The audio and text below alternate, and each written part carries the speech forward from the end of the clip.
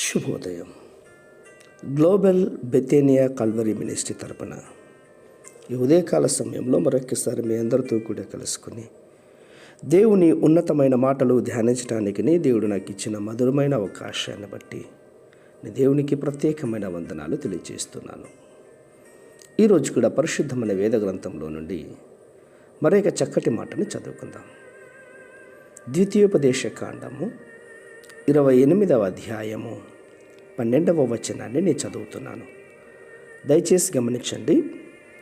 ద్వితీయోపదేశ కాండము 28వ అధ్యాయము 12వ వచనము. యెహోవా నీ దేశము మీద వర్షము దాని కాలమందు కురిపించును, నీవు చేయు కార్యములన్నిటినీ ఆశీర్వదించుటకును ఆకాశమును తన మంచి ధననిధిని తెరుచును. నీవు అనేక జనములకు అప్పిచ్చెదవు కానీ అప్పు చేయవు. దేవునికి స్తోత్రం కలుగునుగాక. అవును ప్రియులారా, ఈ దినములో మనకు దేవుడిచ్చినటువంటి వాగ్దానం ఇది. నీవు అనేకమైన జనాలకు అప్పిస్తావు కానీ అప్పు చేయవు అని. ఇలాంటి వాగ్దానంలో మనం చాలామంది నమ్మటానికి కూడా ధైర్యం చాలదు. ఎందుకంటే నేను చాలామందిని చూస్తూ ఉంటున్నాను.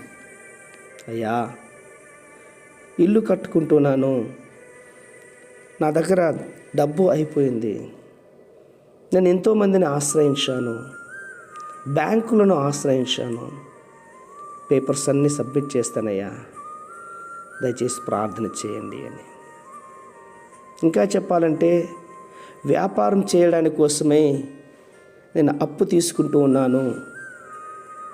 మరికొంతమంది వస్తారు, అయ్యా పిల్లల యొక్క వివాహం నిమిత్తమై అప్పు తీసుకుంటూ ఉన్నాను, ఇది దైవ చిత్తమా కాదా అని దైవ సేవ దగ్గరికి వెళ్ళి అడుగుతూ అడుగుతారు కూడా.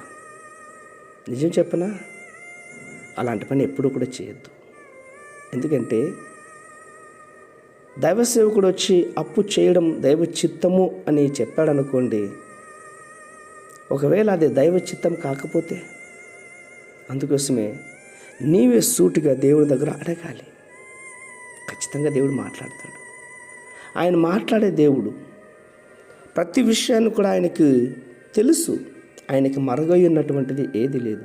నీవు అప్పు చేయాలా వద్దా అని వేరొకరి మీద ఆధారపడి అడిగేదానికంటే కూడా ఈ క్షణమే మోకాళ్ళు వంగి, దేవా నేను అప్పు చేయటం నీ చిత్తమా కాదా, ఈ పని చేయటం నీ చిత్తమా కాదా, నేను ఈరోజు ఇలా బ్రతకడం నీ చిత్తమా కాదా అని అడుగు చూడు.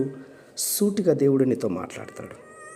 ప్రేమ నమ్మకమైనటువంటి మా ప్రియ పరలోకపు తండ్రి, నిజమే నాయనా, అప్పులు తండ్రి మరి జీవితం యొక్క ప్రాణాల మీద తెచ్చుకుంటున్నటువంటి వారు ఎంతోమంది ఉన్నారు నాయన.